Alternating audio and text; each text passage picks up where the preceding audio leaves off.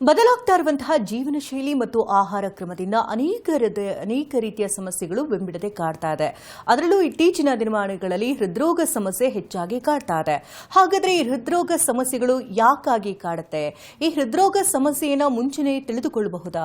ಏನೆಲ್ಲ ಟೆಸ್ಟ್ಗಳನ್ನು ಮಾಡಬೇಕಾಗುತ್ತೆ? ಹೃದ್ರೋಗ ಕಂಡ ನಂತರದಲ್ಲಿ ಯಾವ ರೀತಿಯ ಆರೋಗ್ಯ ಹಾಗೆ ಚಿಕಿತ್ಸೆಯನ್ನು ಪಡೆದುಕೊಳ್ಳಬೇಕಾಗುತ್ತೆ? ಇದೆಲ್ಲದರ ಬಗ್ಗೆ ಮಾಹಿತಿಯನ್ನು ಕೊಡೋದಕ್ಕೆ ನಮ್ಮ ಜೊತೆಗಿದ್ದಾರೆ ಸಕ್ರಾ ವರ್ಲ್ಡ್ ಹಾಸ್ಪಿಟಲ್ನ ಕಾರ್ಡಿಯಾಲಜಿ ವಿಭಾಗದ HOD ಮತ್ತು ಡೈರೆಕ್ಟರ್ ಆಗಿರತಕ್ಕಂಥ ಡಾಕ್ಟರ್ ಶ್ರೀಕಾಂತ್ ಶೆಟ್ಟಿ ಅವರು ನಮ್ಮೊಟ್ಟಿಗಿದ್ದಾರೆ. ಬನ್ನಿ ಅವರ ಕಾರ್ಯಕ್ರಮಕ್ಕೆ ವೆಲ್ಕಮ್ ಮಾಡೋಣ. So welcome to the show. ಹೃದ್ರೋಗ ಈ ಹಿಂದೆ ಎಲ್ಲ ಕೇಳಿದಂತೆ ವಿರಳಾತಿ ವಿರಳ 1 or 2% ನಮಗೆ ಕಾಣಸಿಗ್ತಾ ಇತ್ತು. ಬಟ್ ಇತ್ತೀಚಿನ ಆಫ್ಟರ್ ಕೊರೋನಾ ನೋಡಿದಾದ್ಮೇಲಂತೂ ಪ್ರತಿನಿತ್ಯವೂ ಕೂಡ ಒಂದು ಹೃದ್ರೋಗ, ಅಲ್ಲಿ ಹಾರ್ಟ್ ಅಟ್ಯಾಕ್ ಆಯ್ತಂತೆ, ಇಲ್ಲಿ ಹೃದಯ ಸಮಸ್ಯೆ ಇತ್ತಂತೆ ಅಂತ ಕೇಳ್ತಾನೆ ಇದ್ದೀವಿ.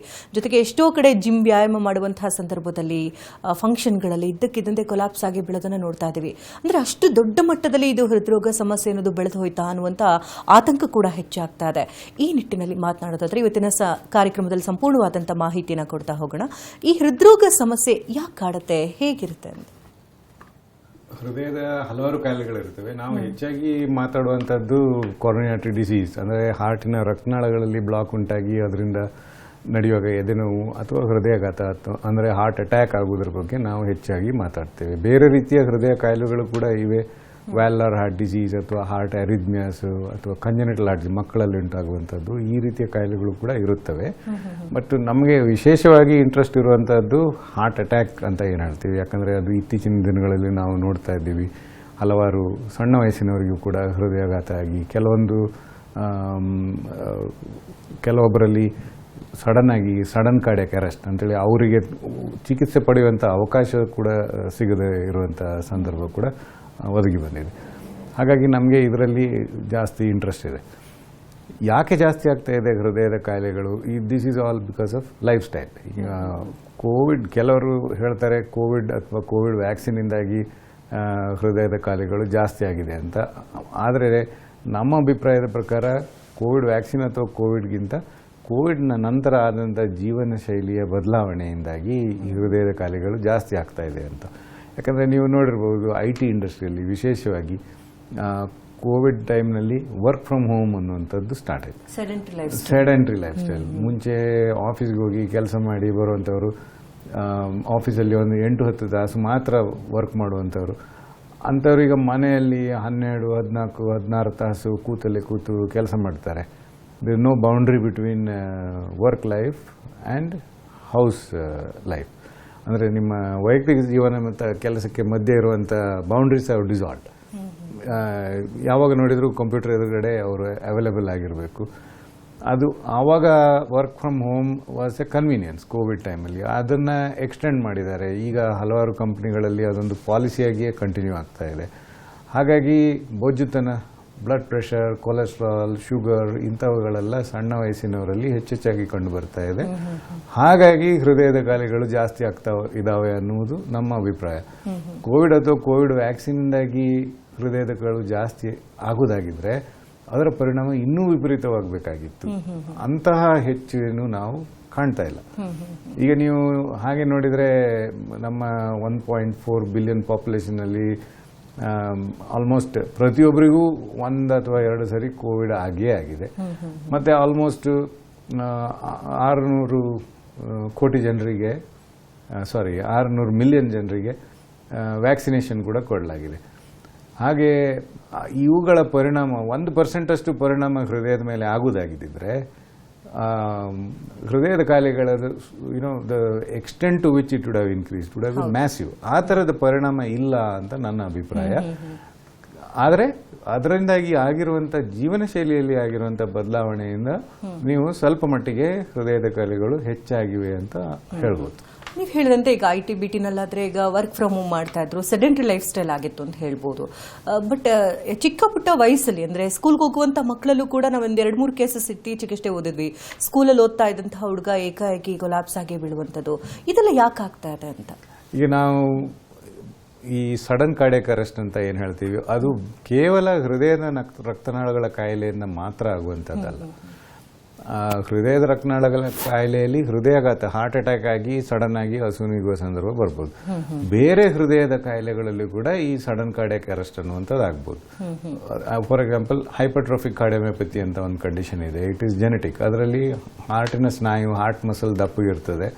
ಚಿಕ್ಕ ವಯಸ್ಸಿನಲ್ಲಿ ಅದು ಆನುವಂಶಿಕ. ಚಿಕ್ಕ ವಯಸ್ಸಿನಲ್ಲಿ ಇದರಿಂದಾಗಿ ಸಡನ್ ಕಾರ್ಡಿಯಾಕ್ ಅರೆಸ್ಟ್ ಆಗುವಂಥ ಚಾನ್ಸಸ್. ನೀವು ಫುಟ್ಬಾಲರ್ಸ್ ಎಲ್ಲ ಫುಟ್ಬಾಲ್ ಫೀಲ್ಡಲ್ಲಿ ಸಡನ್ ಕಾರ್ಡಿಯಾಕ್ ಅರೆಸ್ಟ್ ಆಗೋದನ್ನೆಲ್ಲ ನೀವು ಕೇಳಿರ್ಬೋದು. That is not because of heart attack. ಅದು ಈ ಥರದ ಕಾಯಿಲೆಗಳಿಂದ ಆಗ್ತದೆ. So every cardiac arrest is not because of a heart attack.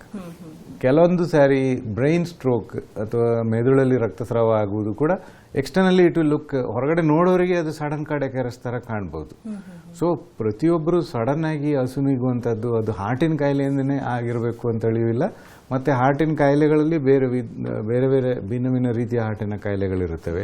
ಬೇರೆ ಯಾವುದಾದ್ರೂ ಒಂದು ಕಾಯಿಲೆ ಹೈಪರ್ಟ್ರೋಫಿಕ್ ಕಾರ್ಡಿಯೋಮಯೋಪತಿ ಅಥವಾ ಕೊರೋನರಿ ಅನಾಮಲೀಸ್, ಮತ್ತು ಕೆಲವರಲ್ಲಿ ಹಾರ್ಟಿನ ಎಲೆಕ್ಟ್ರಿಕಲ್ ಪ್ರಾಬ್ಲಮ್ಸ್ ಇರುತ್ತೆ. ಅದಕ್ಕೆ ನಾವು ಅರಿಥ್ಮೋಜೆನಿಕ್ ಕಂಡೀಷನ್ಸ್ ಅಂತ ಹೇಳ್ತೀವಿ. ಅದರಿಂದ ಕೂಡ ಈ ಸಣ್ಣ ಮಕ್ಕಳಲ್ಲಿ ಸಡನ್ ಆಗಿ ಹಾರ್ಟ್ ನಿಲ್ಲುವಂಥ ರಿಸ್ಕ್ ಇರ್ಬೋದು. ಈಗ ತುಂಬಾ ಜನ ಅಂದ್ರೆ ಈಗ ಜೀವನನ ಎಂಜಾಯ್ ಮಾಡಬೇಕು ಅಂತ ತುಂಬಾ ಕಡೆ ಟ್ರಿಪ್ಸ್ ಅಲ್ಲಿ ಇಲ್ಲಿ ಎಲ್ಲ ಹೋಗ್ತಿರ್ತಾರೆ. ಆದ್ರೆ ಸಣ್ಣ ಪುಟ್ಟ ಟೆಸ್ಟ್ಗಳನ್ನ ತಮ್ಮ ಆರೋಗ್ಯದ ಕಡೆ ಗಮನ ಕೊಟ್ಬಿಟ್ರೆ ಮುಂದಾಗುವಂತ ಅನಾಹುತಗಳನ್ನ ತಪ್ಪಿಸಬಹುದು ಅಂತಾನೆ ಹೇಳ್ಬೋದು. ಸೊ ಆ ನಿಟ್ಟಿನಲ್ಲಿ ನೋಡೋದಾದ್ರೆ ಹೃದಯದ ಆರೋಗ್ಯದ ಬಗ್ಗೆ ತಿಳಿಯುವಂತ ಸಾಧನಗಳು ಯಾವ್ದು, ಏನೆಲ್ಲ ಟೆಸ್ಟ್ಗಳನ್ನ ಮಾಡೋದ್ರ ಮೂಲಕ ಹೃದಯ ಹೆಲ್ದಿ ಆಗಿದೆ ಅಂತ ತಿಳ್ಕೊಳ್ಬಹುದು. ಇದನ್ನ ನಾವು ಚಿಕ್ಕ ವಯಸ್ಸಿಂದನೇ ಪ್ರಥಮ ಬಾರಿಗೆ ಪರೀಕ್ಷೆ ಮಾಡಬೇಕು. ರೆಕಮೆಂಡೇಶನ್ ಈಸ್ 18 ವರ್ಷದ ವಯಸ್ಸಿನಲ್ಲಿಯೇ ಮೊದಲನೇ ಬಾರಿಗೆ ನಾವು ನಮ್ಮ blood cholesterol, sugar, blood pressure ಅದನ್ನೆಲ್ಲ ಚೆಕ್ ಮಾಡಬೇಕಾಗ್ತದೆ. ಯಾಕಂದರೆ ನಾವು ನೋಡ್ತೀವಿ ಹಲವಾರು ಜನ ಒಪಿಡಿಗೆಲ್ಲ ಚೆಕಪ್ಪಿಗೆ ಬರ್ತಾರೆ. 30 ವರ್ಷದ ವಯಸ್ಸಿನವರು ಇರ್ತಾರೆ. ಆಲ್ರೆಡಿ ಅವರಿಗೆ ಬ್ಲಡ್ ಪ್ರೆಷರ್ ಇರುತ್ತೆ, ಕೊಲೆಸ್ಟ್ರಾಲ್ ಸ್ವಲ್ಪ ಮಟ್ಟಿಗೆ ಜಾಸ್ತಿ ಇರ್ತದೆ, ಅಥವಾ ಶುಗರ್ ಬಾರ್ಡರ್ ಲೈನ್ ಇರುತ್ತೆ.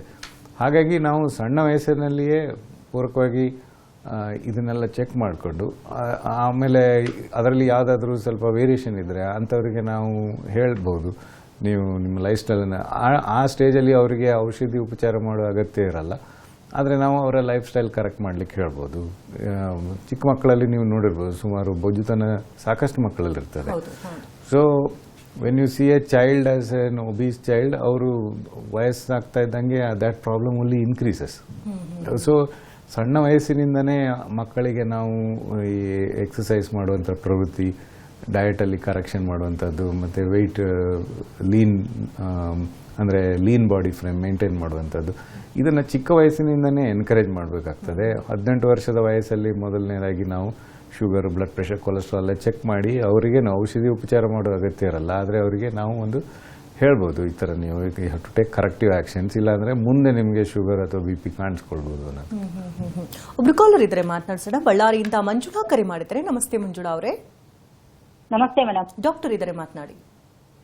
ಸರ್ ನಮಸ್ತೆ. ನಮಸ್ಕಾರ ಸರ್, ನನ್ನ ಹೆಸರು ಮಂಜುಳಾ ಅಂತ. ಹೇಳಿ. ನಮ್ಮ ಮನೆಯವರಿಗೆ ಹಾರ್ಟ್ ಅಟ್ಯಾಕ್ ಆಗಿದೆ ಸರ್, 2 ವರ್ಷದ ಹಿಂದೆ. ಅವರಿಗೆ ಸ್ಟೆಂಟ್ ಹಾಕುವಾಗ ಒಂದು ಬ್ಲಾಕೇಜ್ ಇತ್ತು ಸರ್, 90% ಇತ್ತು. ಅವರಿಗೆ ಸ್ಟೆಂಟ್ ಹಾಕ್ಬೇಕಾದ್ರೆ ಮೆದುಳಿನಲ್ಲಿ ಕೂಡ ರಕ್ತಸ್ರಾವ ಆಗುತ್ತಿದೆ ಸರ್. ಎಲ್ಲಿ ರಕ್ತಸ್ರಾವ? ಈಗ ಮೆದುಳಿನಲ್ಲಿ ಲೆಫ್ಟ್ ಸೈಡ್ ಸರ್ ರಕ್ತಸ್ರಾವ ಆಗ್ಬಿಟ್ಟು ಅವತ್ತು ಕೂಡ ಆಪರೇಷನ್ ಆಗಿದೆ ಸರ್. ಈಗ ಅವರ ಡಯಟ್ ಹೆಂಗಿರ್ಬೇಕು ಅದರ ಬಗ್ಗೆ ಸ್ವಲ್ಪ ಹೇಳ್ಬೇಕಾಗ್ತದೆ. ಸೊ ಈ ಹಾರ್ಟಿನ ಕಾಯಿಲೆ ಇರುವವರಿಗೆ ಮೆದುಳಿನ ರಕ್ತನಾಳದ ಕಾಯಿಲೆಗಳು ಇರುವಂಥ ಸಾಧ್ಯತೆ ಕೂಡ ಇರ್ತದೆ. ಯಾಕಂತೇಳಿ ಹೇಳಿದರೆ ಹಾರ್ಟಿನ ಕಾಯಿಲೆ ಮತ್ತು ಮೆದುಳಿನ ಕಾಯಿಲೆಗೆ ಕಾರಣ ಆಗುವಂಥ ಕಾಯಿಲೆಗಳೆಲ್ಲ ಡಯಾಬಿಟಿಸ್, ಬ್ಲಡ್ ಪ್ರೆಷರ್, ಕೊಲೆಸ್ಟ್ರಾಲ್ ಇವೆಲ್ಲ ಕಾಮನ್. ಸೊ ಹಾಗಾಗಿ ಹೃದಯದ ಕಾಯಿಲೆ ಮತ್ತು ಬ್ರೈನ್ ಸ್ಟ್ರೋಕ್ ಇರುವಂಥವರು they have to take the same kind of precaution. ಅಂದರೆ ನೀವು ಬ್ಲಡ್ ಪ್ರೆಷರ್, ಶುಗರ್, ಕೊಲೆಸ್ಟ್ರಾಲ್ ಎಲ್ಲ ಸಮಯಕ್ಕೆ ಸರಿಯಾಗಿ ಚೆಕಪ್ ಮಾಡಿಸ್ಕೊಳ್ಬೇಕು. ಮತ್ತು ಡಯಟ್ ಅಂದರೆ ಉಪ್ಪು ಕಡಿಮೆ ತಗೊಳ್ಬೇಕು, ಶುಗರ್ ಅವಾಯ್ಡ್ ಮಾಡಬೇಕು, ಎಣ್ಣೆ ಪದಾರ್ಥ ಅವಾಯ್ಡ್ ಮಾಡಬೇಕು, ಹಣ್ಣು ತರಕಾರಿ ಚೆನ್ನಾಗಿ ತಿನ್ನಬೇಕು. ರೆಗ್ಯುಲರ್ ಅವರಿಗೆ ಆದಷ್ಟು ಮಟ್ಟಿಗೆ ನೀವು ಅವರ ವಾಕಿಂಗ್ ಎಲ್ಲ ಮಾಡಲಿಕ್ಕೆ ಅನುಕೂಲ ಮಾಡಿಕೊಡಿ. ಇದರಿಂದ ಹೃದಯದ ಕಾಯಿಲೆಯನ್ನು ಕಂಟ್ರೋಲಲ್ಲಿ ಇಟ್ಕೊಳ್ಬೋದು. ಧನ್ಯವಾದ ಮಂಜುಳಾ ಅವರೇ ಕರೆ ಮಾಡೋದಕ್ಕಾಗಿ. ಇನ್ನು ಟೆಸ್ಟ್ಗಳ ಬಗ್ಗೆ ಮಾತನಾಡ್ತಾ ಇದ್ದಾರೆ. ಈಗ ವರ್ಷಕ್ಕೊಮ್ಮೆ ಟೆಸ್ಟ್ ಮಾಡ್ತೀವಿ ಅಂತಂದ್ರೆ ಏನೆಲ್ಲ ಟೆಸ್ಟ್ಗಳು ಮಾಡಬೇಕು ಆ ಬಗ್ಗೆ ಮಾತನಾಡ್ತೀನಿ. ಇನ್ನು ಮತ್ತೊಬ್ರು ಕಾಲರ್ ರೆಡಿ ಇದ್ದಾರೆ, ಮಾತನಾಡ್ಸೋಣ. ಪುಷ್ಪರಾಜ್ ಕರೆ ಮಾಡಿದ್ದಾರೆ. ನಮಸ್ತೆ ಪುಷ್ಪ ಅವರೇ. ನಮಸ್ಕಾರ ಮೇಡಮ್. ಡಾಕ್ಟರ್ ಇದ್ದಾರೆ, ಮಾತನಾಡಿ. ಸರ್ ನಮಸ್ಕಾರ. ಸರ್ ನಮಸ್ಕಾರ. ಸರ್ ಇದು ನಮ್ಗೆ ಅವಾಗ ಇದು ಲೆಫ್ಟ್ ಸೈಡ್ ಅಲ್ಲಿ ನೋವು ಬರುತ್ತೆ ಸರ್ ಎದೆ ಹತ್ರ. ಪ್ರತಿಯೊಂದು ಎದೆ ಮೇಲೆ ಕಾಣುವಂಥ ಪ್ರತಿಯೊಂದು ನೋವು ಕೂಡ ಹೃದಯದ ನೋವು ಆಗಿರಲ್ಲ. ಈಗ ನಿಮಗೆ ಸಕ್ಕರೆ ಕಾಯಿಲೆ, ಬ್ಲಡ್ ಪ್ರೆಷರ್, ಕೊಲೆಸ್ಟ್ರಾಲ್ ಅಥವಾ ಸಿಗರೆಟ್ ಸೇದುವಂಥ ಹವ್ಯಾಸ ಇದ್ದರೆ, ಮತ್ತೆ ನೀವು ನಡೆಯುವಾಗ ಎದೆ ಇದೆ ಸರ್. ಸಕ್ಕರೆ ಕಾಯಿಲೆ ಇದೆ, ನಡೆಯುವಾಗ ಎದೆ ಮಧ್ಯಭಾಗದಲ್ಲಿ ಒತ್ತಡ ಕಾಣಿಸ್ಕೊಳ್ತಾ ಇದ್ರೆ, ಅಥವಾ ಎದೆ ನೋವಿನ ಜೊತೆಗೆ ನಿಮ್ಮ ಎಡ ಕೈಯಲ್ಲಿ ಕೂಡ ನೋವು ಕಾಣಿಸ್ಕೊಳ್ತಾ ಇದ್ರೆ, ಅಥವಾ ಎದೆ ನೋವಿನ ಜೊತೆಗೆ ದವಡೆಯಲ್ಲಿ, ಕತ್ತಿನಲ್ಲಿ ನೋವು ಕಾಣಿಸ್ಕೊಳ್ತಾ ಇದ್ರೆ, ಅಂತ ನೋವು ಹೃದಯ ಸಂಬಂಧಪಟ್ಟಿರ್ತದೆ. ಹೃದಯದ ಎದೆಗೂಡಿನ ಮೇಲೆ ಚುಚ್ಚುವಂಥ ನೋವು ಅಥವಾ ಆ ಥರದ ನೋವು ಅಥವಾ ಉಸಿರು ಎಳೆಯುವಾಗ ಬರುವಂಥ ನೋವು ಇವೆಲ್ಲ ಹೃದಯಕ್ಕೆ ಸಂಬಂಧ ಇರಲ್ಲ. ಈಗ ನಾನು ಮುಂಚೆ ಹೇಳಿದಾಗೆ ಎದೆ ಮಧ್ಯಭಾಗದಲ್ಲಿ ಒತ್ತಡ ಅಥವಾ ಪ್ರೆಷರ್ ಥರ ಆ ಥರದ ನೋವು ಕಾಣಿಸ್ಕೊಳ್ತಾ ಇದ್ರೆ ನಾವು ಹೃದಯಕ್ಕೆ ಸಂಬಂಧಪಟ್ಟ ಚೆಕಪ್ ಮಾಡಬೇಕಾಗ್ತದೆ. ಮೇಡಮ್ ಕೇಳ್ತಾ ಇದ್ರು ಏನೇನು ಟೆಸ್ಟ್ ಮಾಡಬೇಕು ಅಂತ. ನೀವು ನಿಮ್ಮ ವೈದ್ಯರನ್ನು ಕಂಡು ECG, ಇಕೋಕಾರ್ಡಿಯೋಗ್ರಫಿ ಅಂದರೆ ಹಾರ್ಟಿನ ಸ್ಕ್ಯಾನು, ಮತ್ತು ಟ್ರೆಡ್ಮಿಲ್ ಟೆಸ್ಟ್ ಅಂತ ಹೇಳ್ತೀವಿ, ಈ ಥರದ ಸಿಂಪಲ್ ಔಟ್ ಪೇಷಂಟ್ ಟೆಸ್ಟ್ಗಳನ್ನು ಮಾಡಿಸ್ಕೊಂಡ್ರೆ ಇದರಿಂದ ಪ್ರಿಲಿಮಿನರಿ ಗೊತ್ತಾಗ್ತದೆ ಹಾರ್ಟಿನ ರಕ್ತನಾಳದಲ್ಲಿ ಏನಾದ್ರು ಬ್ಲಾಕೇಜ್ ಏನಾದ್ರು ಇರ್ಬೋದಾ ಅಂತ. ಅದರಲ್ಲಿ ಏನಾದ್ರು ತೊಂದರೆ ಕಾಣಿಸ್ಕೊಂಡ್ರೆ ವಿಶೇಷ ಟೆಸ್ಟ್ಗಳನ್ನು ನಂತರ ಮಾಡಬೇಕಾಗ್ಬೋದು. ಓಕೆ, ಧನ್ಯವಾದ ಪುಷ್ಪರಾಜ್ ಕರೆ ಮಾಡೋದಕ್ಕಾಗಿ. ಮತ್ತೊಬ್ರು ಕಾಲರ್ ಹಿಡಿದಾರೆ, ಮಾತಾಡ್ಸೋಣ. ನಮಸ್ತೆ. ನಮಸ್ತೆ ಮೇಡಮ್ ಅವರೇ. ನಿಮ್ಮ ಹೆಸರು? ನನ್ನ ಹೆಸರು ಲೋಕೇಶ್. ಡಾಕ್ಟರ್ ಇದ್ರೆ ಮಾತನಾಡಿ ಲೋಕೇಶ್ ಅವರು. ಆಯ್ತು, ಲೋಕೇಶ್. ನಮಸ್ಕಾರ, ಕೇಳಿ ಲೋಕೇಶ್ ಅವರೇ. ನಮಸ್ಕಾರ ಸರ್. ನಮ್ಗೆ ಎದೆ ನೋವು ಬರ್ತಾ ಇತ್ತು ಸರ್. ನಾವು ಆಸ್ಪತ್ರೆಲ್ಲ ತೋರಿಸಿದ್ದೀವಿ. ಹೇಳಿ. ಲೋಕೇಶ್ ಅವರೇ, ಟಿವಿ ನೋಡ್ಕೊಂಡು ಮಾತನಾಡಬೇಡಿ, ಡೈರೆಕ್ಟ್ ಆಗಿ ಡಾಕ್ಟರ್ ಹತ್ರ ಇಲ್ಲ, ಎದೆ ನೋವು ಗೊತ್ತೈತೆ ಮೇಡಮ್ ಅವರೇ, ತೋರ್ಸಿರುವೆ. ಹಲೋ, ಹೇಳಿ. ಗೊತ್ತೈತೆ, ಕಮ್ಮಿ ಆಗಿಲ್ಲ, ಚುಚ್ಚುತ್ತೈತೆ. ಅದೇ ನಾನು ಈಗ ಈ ಮುಂಚಿನ ಕಾಲರ್ ಕೇಳಿದ ಹಾಗೆ ಪ್ರತಿಯೊಂದು ಎದೆನೋವು ಕೂಡ ಹೃದಯದಕ್ಕೆ ಸಂಬಂಧಪಟ್ಟಿರಲ್ಲ. ಅವರು ನಿಮ್ಮ ಸರಿಯಾದ ಪರೀಕ್ಷೆಯನ್ನು ಮಾಡಿ ಹೃದಯದ ಕಾಯಿಲೆಯ ಯಾವ ಲಕ್ಷಣಗಳು ಇಲ್ಲ ಅಂತ ಇದ್ರೆ ಅದಕ್ಕೆ ನೀವು ಆಸಿಡಿಟಿ ಅಥವಾ ಮಸಲ್ ಪೈನ್ಗೆ ಅನುಕೂಲವಾಗುವಂಥ ಮಾತ್ರೆಗಳನ್ನು ತಗೊಳ್ಬೇಕಾಗ್ತದೆ. ಧನ್ಯವಾದ ಲೋಕೇಶ್ ಕರೆ ಮಾಡೋದಕ್ಕಾಗಿ. ಹೃದಯದ ಟೆಸ್ಟ್ಗಳ ಬಗ್ಗೆ ಮಾತನಾಡ್ತಾ ಇದ್ರೆ, ಈಗ ಅಂದ್ರೆ ಪ್ರತಿ ವರ್ಷ ಮಾಡಿಸಲೇಬೇಕಾದಂತಹ ಟೆಸ್ಟ್ಗಳು ಯಾವುದದು, ಮುಂದೆ ಬರುವುದಂತಂದ್ರೆ ಈಗ ಹಾರ್ಟ್ ಅಟ್ಯಾಕ್ ಆಗಿರ್ಬೋದು, ಬೇರೆ ರೀತಿ ಈಗ ಕೊಲೆಸ್ಟ್ರಾಲ್, ಡಯಾಬಿಟಿಸ್, BP ಅಂತೆಲ್ಲ ಹೇಳ್ತಾ ಇದ್ರಿ. ಸೊ ಅದೆಲ್ಲವನ್ನ ಕಂಟ್ರೋಲ್ನಲ್ಲಿ ಇಡೋದಕ್ಕೆ ಹೇಗೆ ಸಾಧ್ಯ ಆಗುತ್ತೆ? ಈ ಟೆಸ್ಟ್ಗಳ ಮೂಲಕವಾಗಿ ಮುಂದಾಗಬಹುದಾದಂತಹ ಅನಾಹುತಗಳನ್ನ ತಪ್ಪಿಸಬಹುದಾ? ಪ್ರತಿಯೊಬ್ಬರು ವರ್ಷ ಟೆಸ್ಟ್ ಮಾಡುವ ಅಗತ್ಯ ಇರಲ್ಲ. ಈಗ ನಾನು ಫಸ್ಟ್ ಹೇಳಿದೆ 18 ವರ್ಷದ ವಯಸ್ಸಿನಲ್ಲಿ ಸ್ಟಾರ್ಟ್ ಮಾಡಬೇಕು. 18ರಿಂದ ಒಂದು 25 ವರ್ಷದ ವಯಸ್ಸಿನವರೆಗೆ ಅವರು ಒಂದು 3-4 ವರ್ಷಕ್ಕೆ ಒಂದ್ಸರಿ ಚೆಕ್ ಮಾಡಿದ್ರೆ ಸಾಕಾಗ್ತದೆ.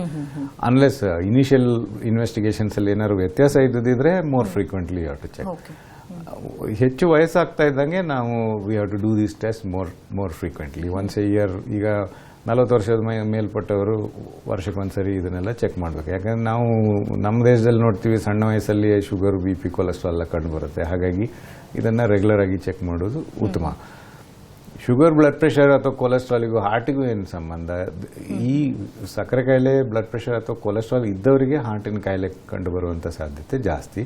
ಹಾಗಾಗಿ ನಾವು ಮುಂಚಿತವಾಗಿ ಸಕ್ಕರೆ ಕಾಯಿಲೆ ಅಥವಾ ಬ್ಲಡ್ ಪ್ರೆಷರ್ನ ಪತ್ತೆ ಹಿಡಿದು ಅದನ್ನು ಕಂಟ್ರೋಲ್ ಮಾಡಿದರೆ ಹಾರ್ಟಿನ ಕಾಯಿಲೆ ಆಗುವಂಥದ್ದನ್ನು ತಡಿಬಹುದು. ಮತ್ತೆ ಈ ವಿಶೇಷ ಟೆಸ್ಟ್ಗಳು ಈಗ ಹೇಳಿದ್ನಲ್ಲ, ECG, ಇಕೋ, ಟ್ರೆಡ್ಮಿಲ್, ಅವುಗಳನ್ನು ವೈದ್ಯರು ಡಿಸೈಡ್ ಮಾಡ್ತಾರೆ ಇವರ ಸಿಚುವೇಶನ್ಗೆ ಅದು ಅಗತ್ಯ ಇದೆಯೋ ಇಲ್ವೋ ಅಂತ. ಈ ಟೆಸ್ಟನ್ನೆಲ್ಲ ಪ್ರತಿ ವರ್ಷ ಮಾಡುವ ಅಗತ್ಯ ಇರೋದಿಲ್ಲ. ಸೊ ನಮ್ಮ focus mainly on what we call risk factors. Risk factors could be lifestyle related. For example exercise ಆಗಲಿ, ಡಯಟ್ ಆಗಲಿ, smoking, alcohol, lack of sleep, ಈಗೆಲ್ಲ this is a very important risk factor. ಹೆಚ್ಚಿನ ಜನ ತುಂಬ ಹೊತ್ತು ಕೆಲಸ ಮಾಡೋದ್ರಿಂದ ರಾತ್ರಿ ಅವರ ನಿದ್ದೆ 4-5 ಅವರ್ಸ್ ಅದು ಚೆನ್ನಾಗಿ ನಿದ್ದೆ ಮಾಡಲ್ಲ. ಮಧ್ಯೆ ಎದ್ದು ಇಂಟರ್ನ್ಯಾಷನಲ್ ಇದು ಕಾನ್ಫರೆನ್ಸ್ ಕಾಲು ಅದು ಇದು ಅಂತ ಅಟೆಂಡ್ ಮಾಡ್ತಾರೆ. ಮತ್ತೆ ಹಾಗಾಗಿ WHO considers lack of sleep also as an important coronary risk factor. ನೀವು ಹೇಳಿ ಸಣ್ಣ ವಯಸ್ಸಿನವರಿಗೆ ಹಾರ್ಟಿನ ಕಾಯಿಲೆ ಆಗಿ, ಕೆಲವರಿಗೆ ಯಾವ ಥರದ್ದು ಕನ್ವೆನ್ಷನಲ್ ರಿಸ್ಕ್ ಫ್ಯಾಕ್ಟರ್ಸ್ ಇರಲ್ಲ, ಶುಗರ್, BP ಏನೂ ಇರಲ್ಲ, ಬರ್ತಾರೆ ಹಾರ್ಟ್ ಅಟ್ಯಾಕ್ ಆಗಿ ಅಡ್ಮಿಟ್ ಆಗಿರ್ತಾರೆ. ನಾವು ಅವ್ರ ಜೊತೆ ಮಾತಾಡುವಾಗ ಗೊತ್ತಾಗೋದು ಏನಂತ ಹೇಳಿದ್ರೆ ಅವರ ವರ್ಕ್ ಶೆಡ್ಯೂಲ್ಸ್ ತುಂಬ ಹೆಕ್ಟಿಕ್ ಇರುತ್ತೆ, ಮತ್ತು ವರ್ಕ್ ಲೈಫ್ ಬ್ಯಾಲೆನ್ಸ್ ಇರಲ್ಲ, they don't get enough sleep. So lack of sleep is also important heart risk factor. ಮತ್ತೊಂದು ಪೊಲ್ಯೂಷನ್. ಮತ್ತು ನಾವು ಈ ಬೆಂಗಳೂರಲ್ಲಿ is suppose to be better than Delhi. ಡೆಲ್ಲಿಯಲ್ಲಿ ಹೇಗಿರ್ಬೋದು ಅಂತ ನೀವು ಆಲೋಚನೆ ಮಾಡಿ. But exposure to particulate pollution, ಇದರಿಂದ ಕೂಡ ಹೃದಯ ಅಲ್ಲಿ ನೋಡಿದ್ರೆ ಆಕ್ಸಿಜನ್ ಸೆಂಟರ್ಗಳನ್ನ ತೆಗೆದು ಅಬ್ಸಲ್ಯೂಟ್ಲಿ ಹೌದೌದು. ಈಗ ನೀವು ನೋಟಿಸ್ ಮಾಡ್ಬೋದು, ಆಕ್ಚುಲಿ ಸ್ವಲ್ಪ ಟೆಂಪರೇಚರ್ಸ್ ಡಿಪ್ ಆದ ತಕ್ಷಣ ಹಾರ್ಟ್ ಅಟ್ಯಾಕ್ಸಿನ ಸಂಖ್ಯೆ ಜಾಸ್ತಿ ಆಗ್ತದೆ. ಹೌದು ಹೌದು. ಅದು ಯಾಕಾಗ್ತದೆ? ಒಂದು ಟೆಂಪರೇಚರ್ನ ಡೈರೆಕ್ಟ್ ಪರಿಣಾಮ ಹೃದಯದ ರಕ್ತನಾಳದ ಮೇಲೆ. ಎರಡನೇದಾಗಿ ಟೆಂಪರೇಚರ್ ಡಿಪ್ ಆದ ತಕ್ಷಣ ಈ ಪಾರ್ಟಿಕ್ಯುಲೇಟ್ ಪೊಲ್ಯೂಷನ್ ಅಂತೇಳಿ ಏನು ಹೇಳ್ತೀವಿ ಅದು ಜಾಸ್ತಿ ಆಗ್ತದೆ. It's not to settle to the lower levels. ನೀವು ವಿಶೇಷವಾಗಿ ಹೈವೇ ಪಕ್ಕದಲ್ಲಿ ಅಥವಾ ಏರ್ಪೋರ್ಟ್ಸ್ ಅಥವಾ ಮೇಜರ್ ಥೊರೋಫೇರ್ಸ್ ಅದರ ಪಕ್ಕದಲ್ಲಿ ಯಾರು ವಾಸವಾಗಿರ್ತಾರೋ ಅವರಿಗೆ exposure to pollution is more. So ಈ ಪೊಲ್ಯೂಟೆಂಟ್ಸ್ ಇಂದ ಕೂಡ ಹೃದಯದ ಮೇಲೆ ಪರಿಣಾಮ ಬೀಳ್ತದೆ. ಸೊ ಸಣ್ಣ ವಯಸ್ಸಲ್ಲಿ ಹಾರ್ಟ್ ಅಟ್ಯಾಕ್ ಆಗಲಿಕ್ಕೆ ಇವುಗಳು ಕೂಡ ಕಾರಣ. Smoking, pollution, lac of sleep, stress. ಮತ್ತೊಬ್ರು ಕಾಲರ್ ಇದ್ದಾರೆ ಮಾತನಾಡ್ಸೋಣ. ಪ್ರಜ್ವಲ್ ಕರೆ ಮಾಡಿದ್ದಾರೆ. ನಮಸ್ತೆ ಪ್ರಜ್ವಲ್ ಅವರೇ. ನಮಸ್ತೆ ಮೇಡಮ್. ಡಾಕ್ಟರ್ ಇದ್ದಾರೆ, ಮಾತನಾಡಿ. ನಮಸ್ಕಾರ ಸರ್, ನಾನು ಪ್ರಜ್ವಲ್ ಅಂತ ತೀರ್ಥಹಳ್ಳಿಯಿಂದ. ನಮಸ್ಕಾರ ಸರ್, ನಮ್ಮ ತಂದೆಗೆ ಒಂದು 2 months ಬ್ಯಾಕ್ ಹಾರ್ಟ್ ಅಟ್ಯಾಕ್ ಆಗಿ ಎಕ್ಸ್ಪೈರ್ಡ್ ಆದ್ರು. ಅವರಿಗೆ ಯಾವ್ದೇ ತರ BP, ಶುಗರ್ ಏನು ಇರ್ಲಿಲ್ಲ. 10 times ಚೆಕ್ ಮಾಡಿದಾಗ್ಲೂ 130 BP, ಶುಗರ್ ಎಲ್ಲ ನಾರ್ಮಲ್ ಇತ್ತು. ಸಡನ್ ಅಂದ್ರೆ 1 second ಕೂಡ ಟೈಮ್ ಸಿಕ್ಕಿಲ್ಲ. ಹಾಸ್ಪಿಟಲ್ ಹೋಗಷ್ಟು ಇದಾಗಿಲ್ಲ. ಅವರು ಜೊತೆಗೆ ಇದ್ದಾಗಲೇ ತಕ್ಷಣ ಬಿದ್ರು, ತಕ್ಷಣ ಅಲ್ಲೇ ಇದಾಗಿದೆ. Correct. So unfortunately about 10 to 15% of the heart attack patients don't get to go to the hospital. ಇದರಿಂದಾಗಿ preventive checkups are important. But unfortunately in his case ಅವರು ಪ್ರಿವೆಂಟಿವ್ ಚೆಕಪ್ಸ್ ಮಾಡ್ತಾ ಇದ್ರು ಅಂತ. ಹಾಗಿದ್ರೆ ಈ ಪ್ರಿವೆಂಟಿವ್ ಚೆಕಪ್ಸ್ ಮಾಡಿಯೂ ಕೂಡ how do we miss the problem? ಅದರಲ್ಲಿ ಏನು, what is the short coming of these test? ಅದು ನಾವು ಯಾವ ಥರ ಅರ್ಥ ಮಾಡ್ಕೊಳ್ಬೇಕು? ECG ಮತ್ತು ಈಕೋ. ECG ಮತ್ತು ಈಕೋದಲ್ಲಿ ವ್ಯತ್ಯಾಸ ಕಂಡು ಬರುವುದು ಯಾವಾಗ? ಹಾರ್ಟ್ ಅಟ್ಯಾಕ್ ಆಗಿ ಹಾರ್ಟಿಗೆ ನುಕ್ಸಾನ್ ಆದಮೇಲೆ ECG, ಈಕೋದಲ್ಲಿ ವ್ಯತ್ಯಾಸ ಕಂಡು ಬರ್ತದೆ. ಟ್ರೆಡ್ಮಿಲ್ ಟೆಸ್ಟಲ್ಲಿ ಯಾವಾಗ ಕಂಡು ಬರುತ್ತದೆ? ಟ್ರೆಡ್ಮಿಲ್ ಟೆಸ್ಟಲ್ಲಿ ಬ್ಲಾಕೇಜ್ ವಿಪರೀತ ಆಗಿ 70%, 80% ಆ ಸಿವಿಯರಿಟಿ ಇದ್ಮೇಲೆ ಟ್ರೆಡ್ಮಿಲ್ಲಲ್ಲಿ ನಡೆಸಿ ECG ಮಾಡುವಾಗ ವ್ಯತ್ಯಾಸ ಕಂಡು ಬರ್ತದೆ. ಅಂತೇಳಿ ಹೇಳಿದರೆ ಈ test they have their limitations. They can only pick up advanced disease. ಅದಕ್ಕೆ ನಾವು ಅನುಕೂಲ ಇದ್ದರೆ ಈಗ ಏನು ಹೇಳ್ತೀವಿ, ರಿಸ್ಕ್ ಫ್ಯಾಕ್ಟರ್ಸ್ ಎಲ್ಲ ಇರೋರಲ್ಲಿ ಹಾರ್ಟಿನ CT ಸ್ಕ್ಯಾನ್ ಮಾಡಿ ನೋಡ್ಬೋದು. CT ಕೊರೋನರಿ ಆಂಜಿಯೋಗ್ರಾಮ್ ಅಂತ ಹೇಳ್ತೀವಿ. ಪ್ರತಿಯೊಬ್ಬರಿಗೂ ಮಾಡ್ಲಿಕ್ಕಾಗಲ್ಲ. ಈಗ 20-25 ವರ್ಷದವರಿಗೆಲ್ಲ ನಾವು ಸುಮ್ಮನೆ CT ಸ್ಕ್ಯಾನ್ ಮಾಡೋಕ್ಕಾಗಲ್ಲ. ಈಗ ಇಫ್ ಸಂಬಡಿ ಈಸ್ 50-55 ವರ್ಷದ ಮೇಲ್ಪಟ್ಟವರು, ಅವರಿಗೆ ಈ ಕೊರೋನರಿ ರಿಸ್ಕ್ ಫ್ಯಾಕ್ಟರ್ಸ್ ಏನಾದ್ರು ಇದ್ದರೆ ಅಥವಾ ಕಂಪ್ಲೇಂಟ್ಸ್ ಇದೆ ಬಟ್ ರುಟೀನ್ ಬ್ಲಡ್ ಟೆಸ್ಟ್ ಈ ಟೆಸ್ಟಲ್ಲಿ ಏನು ಕಂಡು ಬರ್ತಾ ಇಲ್ಲ ಅಂಥವರಲ್ಲಿ ನಾವು CT ಸ್ಕ್ಯಾನ್ ಮಾಡಿ ನೋಡ್ಬೋದು. ಈಗ ಮತ್ತೆ ತುಂಬ ಜನ 40-45 ವರ್ಷದವರೆಲ್ಲ ಮ್ಯಾರಥನ್ಸ್, ಅಯನ್ ಮ್ಯಾನ್, ಟ್ರಯಾಥ್ಲನ್ ಅಂತೇಳಿ ಎಲ್ಲ ಮಾಡ್ತಾರೆ. ಅವರಿಗೆ ಅವರ ಹೃದಯದ ಕಂಡೀಷನ್ ಬಗ್ಗೆ ಪೂರ್ತಿಯಾಗಿ ಅರಿವಿರಲ್ಲ. ಅಂಥ ಸಂದರ್ಭದಲ್ಲಿ ಅವರು ಹೋಗಿ ವಿಪರೀತವಾದ ಎಕ್ಸಸೈಸ್ ಎಲ್ಲ ಮಾಡ್ತಾರೆ. ಹಾಗೆ then they expose themselves to risk of sudden cardiac arrest. So ಅವರಿಗೆಲ್ಲ ನಾವು ಹೇಳ್ತೀವಿ, ನೀವು CT ಸ್ಕ್ಯಾನ್, ಯಾಕಂದರೆ ಈ ಟೆಸ್ಟಲ್ಲೆಲ್ಲ ಲಿಮಿಟೇಷನ್ ಇರುತ್ತೆ, ECG, ಈಕೋ, ಟ್ರೆಡ್ಮಿಲಲ್ಲೆಲ್ಲ. ಅದಕ್ಕೆ ನೀವು CT ಸ್ಕ್ಯಾನ್ ಮಾಡಿಸ್ಕೊಂಡು ನೋಡ್ಕೊಳ್ಳಿ. ಯಾಕಂದರೆ CT ಸ್ಕ್ಯಾನಲ್ಲಿ ಏನು ಗೊತ್ತಾಗ್ತದೆ, ಈಗ ಮೈಲ್ಡ್ ಅಥವಾ ಮಾಡ್ರೇಟ್ ಆಗಿ ಬ್ಲಾಕ್ ಇದ್ದರೂ CT ಸ್ಕ್ಯಾನಲ್ಲಿ ಗೊತ್ತಾಗ್ತದೆ. ದೆನ್ ಅದಕ್ಕೆ ಅನುಕೂಲವಾದಂಥ ನಾವು ಕೇರ್ ತಗೊಳ್ಬೋದು. ಈಗ ಮಾಡ್ರೇಟ್ ಸಿವಿಯರ್ ಬ್ಲಾಕೇಜ್ ಇದ್ದವರು ಹೋಗ್ಬಿಟ್ಟು ಅಯನ್ ಮ್ಯಾನ್, ಟ್ರಯಾಥ್ಲನ್ ಅಂತ ಎಕ್ಸಸೈಸ್ ಎಲ್ಲ ಮಾಡಬಾರ್ದು. ಅಥವಾ ನಿಮಗೆ ಕಂಪ್ಲೇಂಟ್ಸ್ ಇದೆ, ನಿಮ್ಮ ಬೇಸಿಕ್ ಟೆಸ್ಟಲ್ಲಿ ಅದು ಯಾವುದು ಆ ರೋಗ ಲಕ್ಷಣ ಕಂಡು ಬರಲಿಲ್ಲ, ಹಾಗೆ CT ಸ್ಕ್ಯಾನ್ ಮಾಡಿ ಅದರಲ್ಲಿ ಬ್ಲಾಕ್ ಇದೆ ಅಂತ ಕಂಡು ಬಂದರೆ ಇನ್ವೇಸಿವ್ ಆಂಜಿಯೋಗ್ರಾಮ್ ಅದನ್ನು ಮಾಡಿಬಿಟ್ಟು ಬ್ಲಾಕ್ ಏನಿದ್ರೆ ಅದನ್ನು ಬೈಪಾಸ್ ಅಥವಾ ಆಂಜಿಯೋಪ್ಲಾಸ್ಟಿ ಮಾಡಿ ಸರಿಪಡಿಸ್ಕೊಳ್ಬೋದು.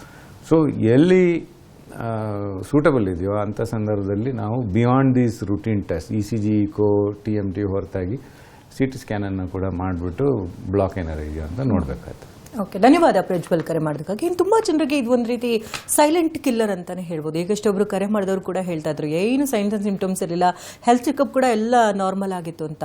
ಇನ್ನು ತುಂಬ ಜನರಿಗೆ ಏನೋ ಕಾಯಿಲೆಗೆ ಅಂತ ಹೋಗಿರ್ತಾರೆ, ಆ ಟೈಮಲ್ಲಿ ಹಾರ್ಟ್ ಬ್ಲಾಕ್ ಆಗಿದೆ ಅನ್ನೋದು ಗೊತ್ತಾಗ್ತಾ ಇರುತ್ತೆ.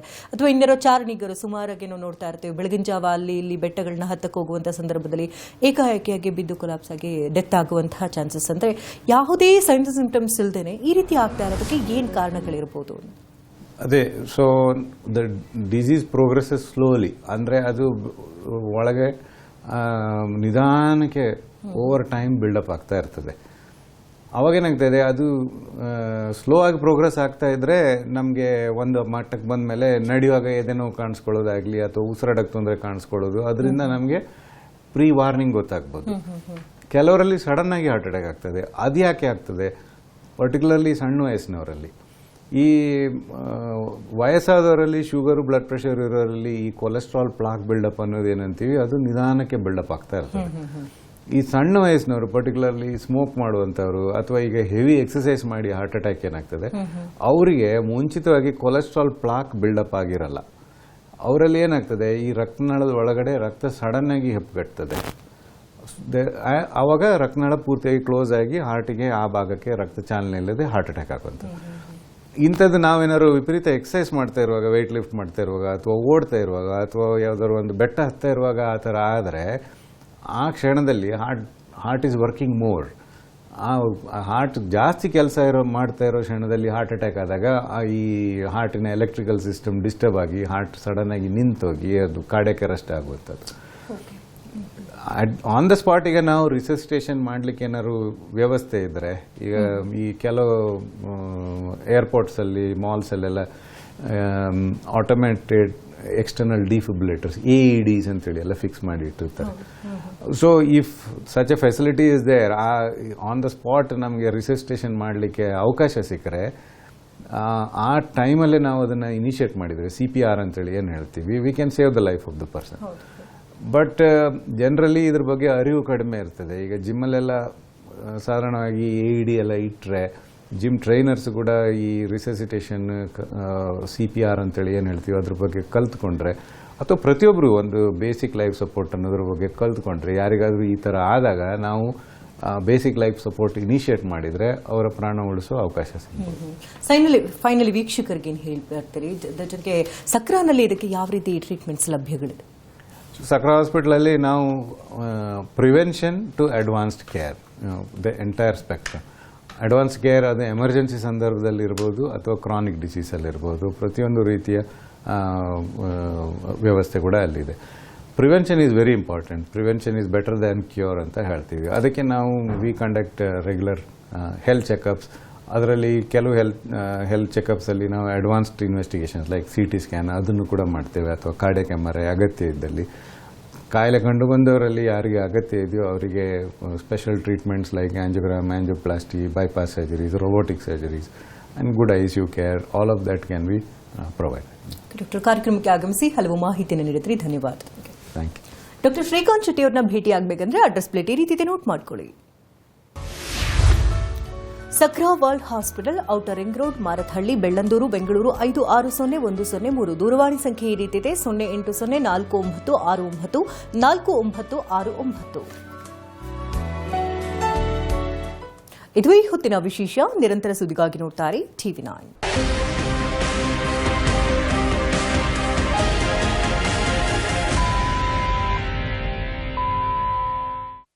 ನಮ್ಮ ಹಳೆ